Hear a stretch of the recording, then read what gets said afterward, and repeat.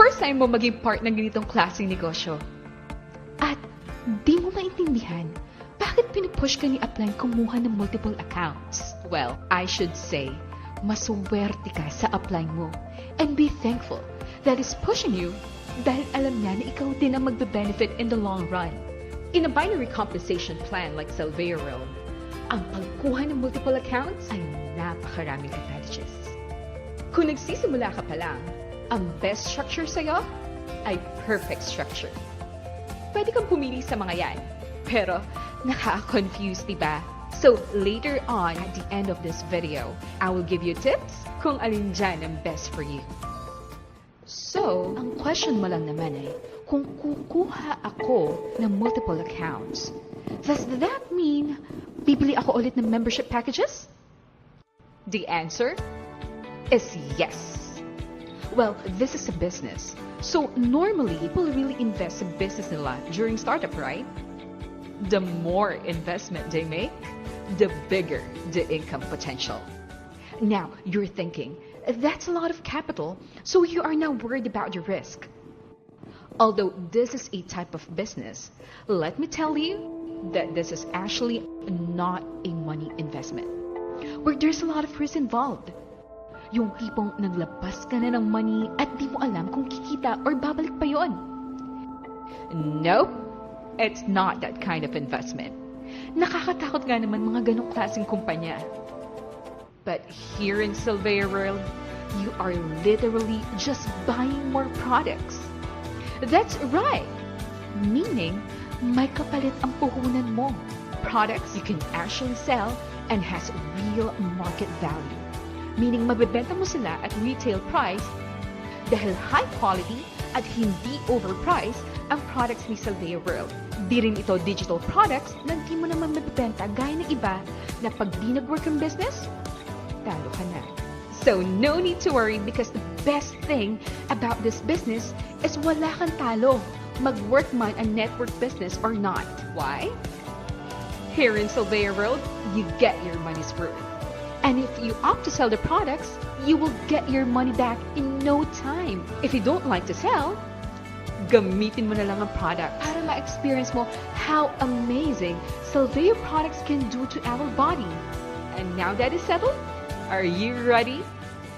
Let us start by comparing a single account income with a 3-account income. To illustrate simply, say after doing the business for several months, meron ka ng 100 people on the left and 100 people on your right. And let's say that's your binary account on top. Now, let's compute magkano na ang total matching bonus na kinita mo base illustration na yan if you have a single binary account. Let us assume na lahat ng yan platinum accounts to simplify our computation. 100 left and 100 right is equal to 100 match BC or points times 1,000 per pair, that is equal to 100,000 accumulated matching bonus. Now, let us say you decided right now na kumuha ng 3 accounts lang muna. Let's see if this 100,000 income will increase. Now you have 3 accounts. Top account, which we will now call U1, still has 100 left and 100 right. Nothing changed. But let's divide this to the 2 additional accounts you have. So let's call this U2. Has 50 left and 50 right. And U3 has also 50 left and 50 right. Total pa rin yan ay 100 left and 100 right. So we did not change the number of people, which means most likely same amount of effort lang yan. Now, let us compute your earnings. U1 has 100 left and 100 right, equals 100,000. Same income gaya ng computation natin earlier, but this time, you have U2 and U3. U2 has 50 left and 50 right.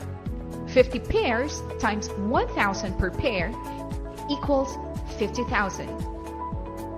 U3, same, 50 left and 50 right. 50 pairs or 50,000. Total accumulated matching bonus is 200,000 pesos. So yes, your income is doubled with the same number of people and same amount of effort.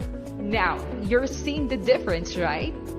Kitang-kita. 100,000 pesos ba naman ang difference? So this means, kapag dumami pa ang tao mo in the long run, say, after years of doing this business, and you have thousands of downlines, na mas lalo pang lalaki yan. Eh, paano naman kung 7 accounts ka? Let us use same numbers then, and see how much you're going to earn. So, let us distribute the people like this.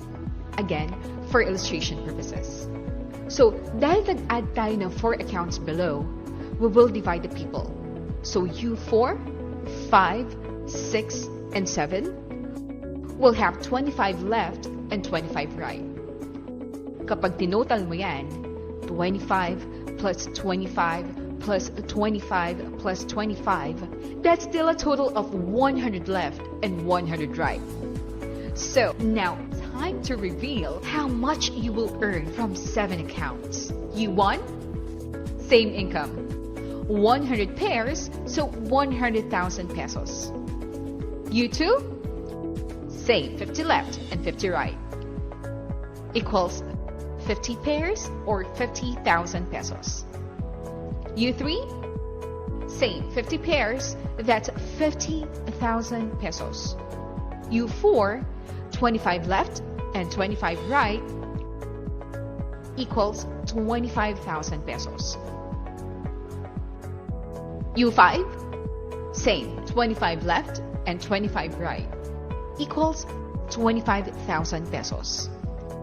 You 6, same, 25,000 pesos.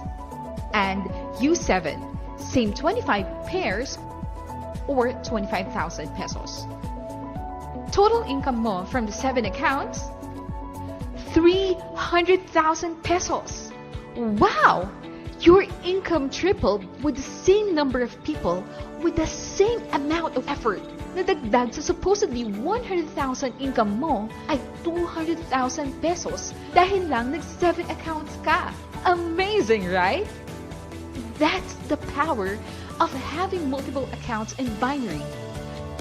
That's why binary is the most powerful type of compensation plan sa MLM industry. Now imagine how much you can earn from 15 accounts and lalo na from 31 accounts. Kaya siguro, nagtataka ka why there are some people na ganun karami bumili na accounts because it has multiplier effect. And the experienced binarians would take the risk. Kasi they know that's the key to really maximize the income potential. It is the way to become one of the millionaires in the industry. So let's go to the Q&A part. Question. Pwede ba akong kumuha ng account after ko na lang kumita? Pwede naman, pero pakita ko sa'yo kung anong mangyayari when you do that. You get 1 account today, then of course, invite ka na. So, let's say, ganito na structure mo. You have 5 left and 3 right. After a few weeks, bumili ka ng 2nd and 3rd account. Saan mo ilalagay ito sa tingin mo? Tama ka, sa baba na nila. It's either sa baba nito or sa baba nito. This means na magiging downline ka ng downline mo.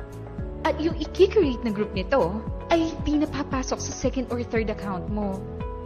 Dahil sa binary, once filled out na yung position, hindi na pwedeng balikan at lalong hindi na pwede sumingit. Pero pwede naman yung structure na yan if you prefer to add later on. But I don't recommend it. Another question. Pwede ba akong kumuha ng platinum yung top 10 gold yung remaining accounts? Yes, that's a very good strategy if kulang ka pa sa budget. You can do that. Then upgrade ka na lang later on. So, let's say, gusto mo 7 accounts top platinum, then 6 accounts gold. This way, you can still get 30% discount at the same time para reserve mo yung slots na account mo. Another question. What if gusto ko ng multiple accounts pero hindi pa talaga kaya ng budget? Here's my advice. First, determine how many accounts ang gusto mong buuin. 31 ba? 15 ba? If beginner ka pa lang, the best is 7 accounts. But if kulang pa ang budget mo, you can start with 4 accounts muna. You can buy this side first and leave the other side open for additional accounts. Then, of course, huwag ka mag-place ng downline sa right side. Always place it sa left side. And i-balance mo muna yung accounts mo sa baba. In the future, just in case maging stable na ang income mo, you can open new lines sa kabila, and I'm sure by that time, ang galing mo na sa structuring at sa pag-maintain ng binary network mo.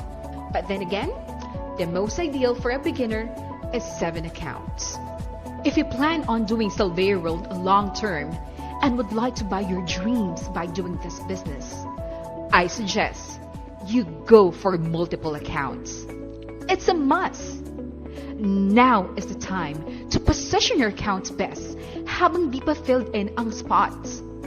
Seryosohin mo to dahil di lang extra income ang pwedeng ibigay ni SalveoWorld, kundi extraordinary income and extraordinary lifestyle. Thank you for watching and have a great day.